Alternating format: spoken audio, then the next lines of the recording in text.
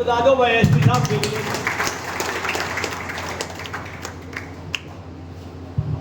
सभी को नमस्कार। मेरा यहाँ पे इतना आदर स्वागत करने के लिए आप सभी का बहुत बहुत आभार। इस गांव के चारों पंचायतों के सरपंच और आज इस कार्यक्रम में आए हुए सभी गणमान्य व्यक्ति, सभी बुजुर्ग, सभी बच्चे, सभी महिलाएं, सभी युवा शक्ति, आप सभी को मेरा नमस्कार। तो विषय तो काफ़ी अच्छे से, काफ़ी बेहतरीन तरीके से मेरे से पहले वक्ताओं ने समझा दिया है कि आज हम किस विषय के लिए इकट्ठा हुए। और मैं जो है वो पुलिस विभाग का इरादा यहाँ लेकर के आया हूँ कि हम नशे के पूर्णतया खिलाफ हैं और सख्त से सख्त कार्रवाई जो भी नशा बेचने वाला है उसके खिलाफ करने के लिए उत्तरदायित्व भी हमारा है, जो उसकी रिस्पॉन्सिबिलिटी भी है और हमारा प्रण भी है। हमारी प्रतिज्ञा भी है कि हम उनको कहीं ना छोड़ें और उनके खिलाफ सख्त से सख्त कार्रवाई करें, ताकि उनको देख के आप बाकी लोगों को भी समझ में आए कि इस व्यवसाय में तो जाना ही नहीं।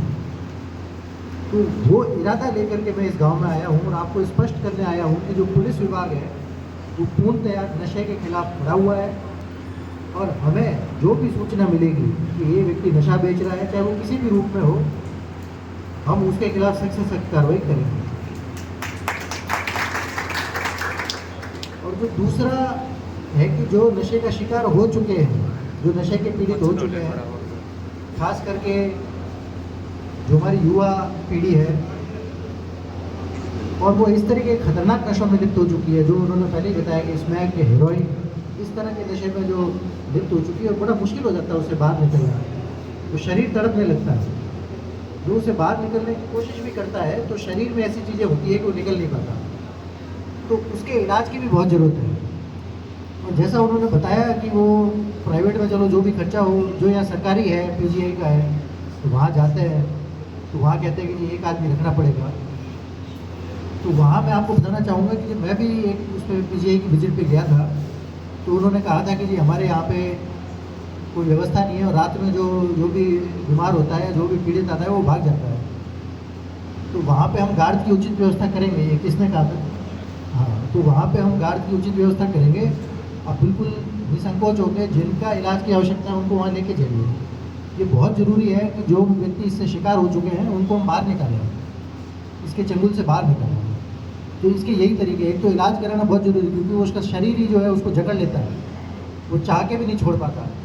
और दूसरी चीज़ है कि हम अपनी युवा शक्ति का ध्यान कैसे दूसरी तरफ लेके जाएँ, खेलों की तरफ लेके जाएँ, व्यायाम की तरफ लेके जाएँ, पढ़ाई की तरफ लेके जाएँ, अच्छी और सकारात्मक चीज़ों की तरफ लेके जाएँ। आज के टाइम पे जब उस युवा शक्ति का ये दायित्व है कि वो अपने बच्चों का ख्याल रखे, अपने बुज़ुर्गों की सेवा करे, और वो ऐसी चीज़ में लिप्त हो रही है कि बुज़ुर्गों को जो है उसका ध्यान रखना पड़ रहा है। अब जो मैं आपको एक उदाहरण के तौर पर बताऊंगा कि एक मेरे कोई परिवार वाला नज़दीक वाला जा रहा था, तो वो एक रोड से जा रहे थे तो उसके पास में एक स्कॉर्पियो आ गई तो पूरे काले शीशे कर रखे थे और उसके बाद में उसके ऊपर कोई नंबर प्लेट नहीं थी, कुछ नहीं था, मतलब बिल्कुल अपराधी की जैसी गाड़ी होती है ऐसी गाड़ी कर रखी थी। और कॉलेज में एमडीयू में पढ़ने वाले छात्र थे।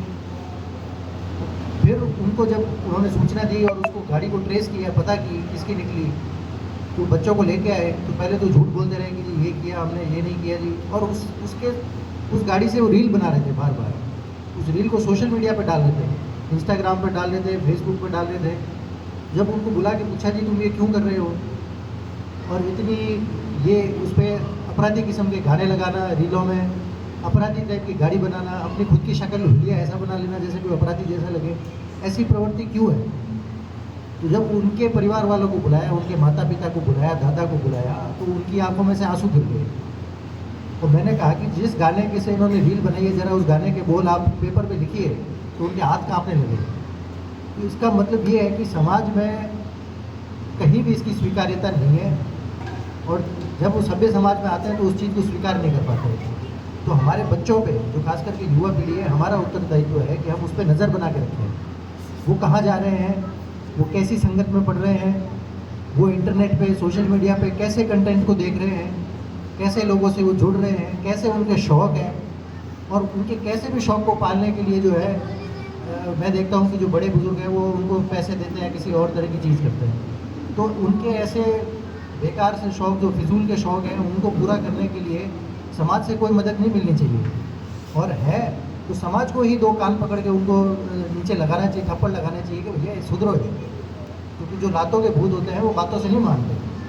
तो हमारी ये जिम्मेदारी बनती है कि ये समाज की जिम्मेदारी बनती है कि जो समाज की मुख्य धारा से बाहर जा रहा है और जो आपराधिक गतिविधियों में संलिप्त हो रहा है या उसमें होने की संभावना है, जो नशे के चंगुल में फंस सकता है, जो जुए की लत में लग सकता है, जो सोशल मीडिया की बीमारी में जुड़ सकता है, तो उसको हमें वहाँ से बाहर निकालने की ज़रूरत है। और ये काम सबसे पहले घर को करना पड़ेगा। अगर माँ बाप को ही नहीं पता कि बच्चा कहाँ जा रहा है, किससे कर रहा है, तो फिर प्रशासन को कैसे पता चलेगा?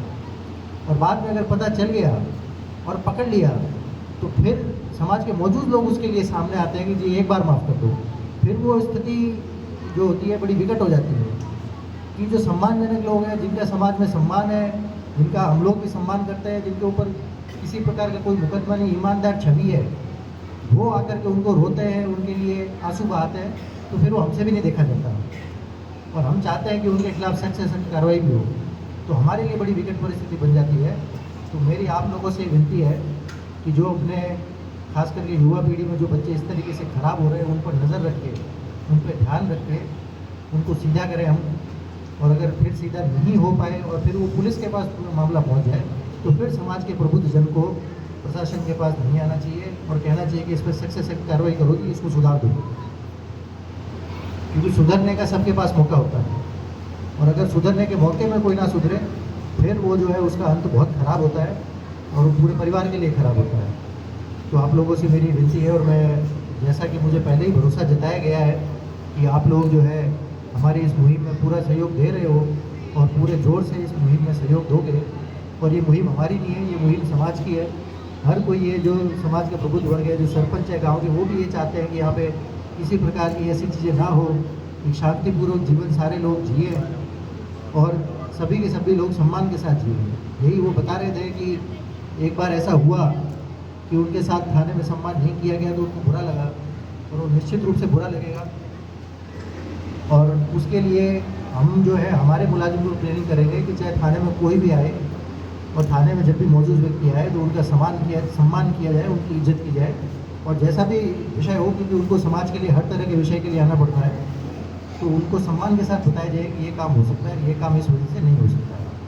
तो ये हम हमारे लोगों को भी ट्रेनिंग करेंगे ताकि इस तरह की स्थिति ना पैदा हो।